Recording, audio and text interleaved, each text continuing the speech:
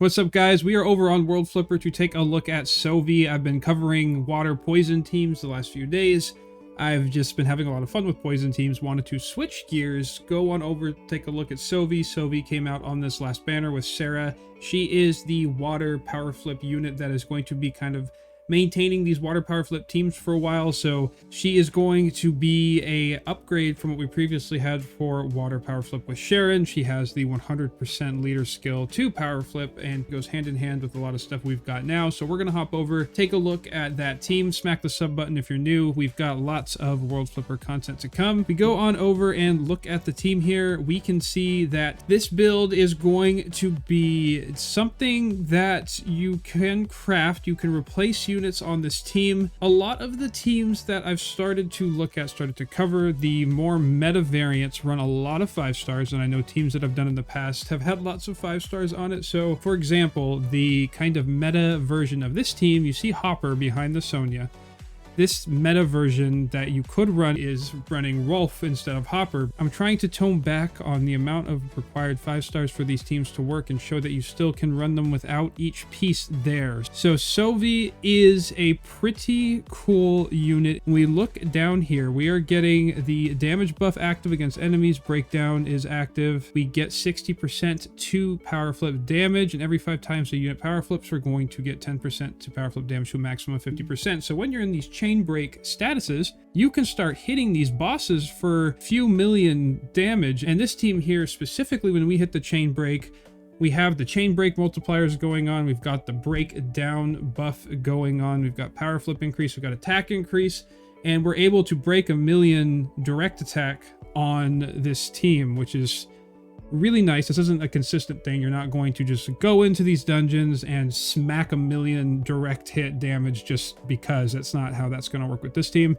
But if you can stack the chain break damage, get them in that broken down status, hit them with a level 3 power flip, you're going to get a lot of power flip damage because you have the spike from Murakumo coming. You're going to be able to really take advantage of these different multipliers that are going down. Something to think about. So it makes for a very interesting little run here. You can run the Rolf behind the Sonya. You can flip it around. You can then use the Maltet if you have it, but it's interesting because some people don't even have Sonya. There's people that have commented on my videos. They don't even have the Sonya unit themselves. They pulled Rakisha, but they don't have Sonya. And if you don't have Sonya, you can put like Clara. You could do like power flip with Clara there instead. You don't need Hopper. You can put a healer there if you're struggling to stay alive.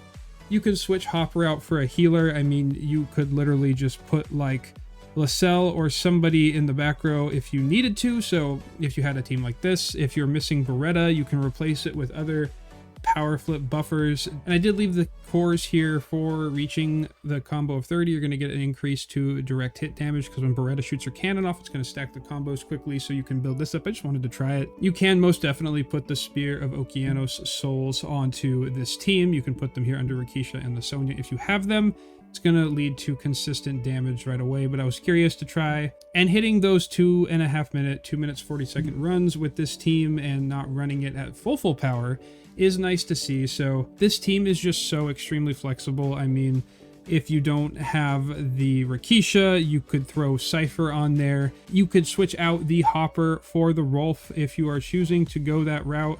You have the ability to craft this team in different ways. This is a very open range way of crafting. You want to have obviously the Murakumo, the Sohvi in that first column, and then you want the columns to do the damage with Sonya, increase power flip damage. It's just a way to make water power flip a little stronger than it used to be. Like I did my Sharon power flip team, it just felt weird. This team is interesting in the ways that you're getting the double hit buffs and you're building up attack, you're building up power flip damage, you're getting these bonuses for being in the down state. Has this interesting mix of a little bit of direct attack, a lot of power flip bonuses, and the shield is going to keep you nice and healthy. The shield is definitely, I would say, more needed on this team than others. I tried a few water teams in this Golem EX run, and they were okay without the shield, but the shield here giving HP and buffing up fire resistance, especially with the fact of you running just a power flip unit, a support unit, and a DPS,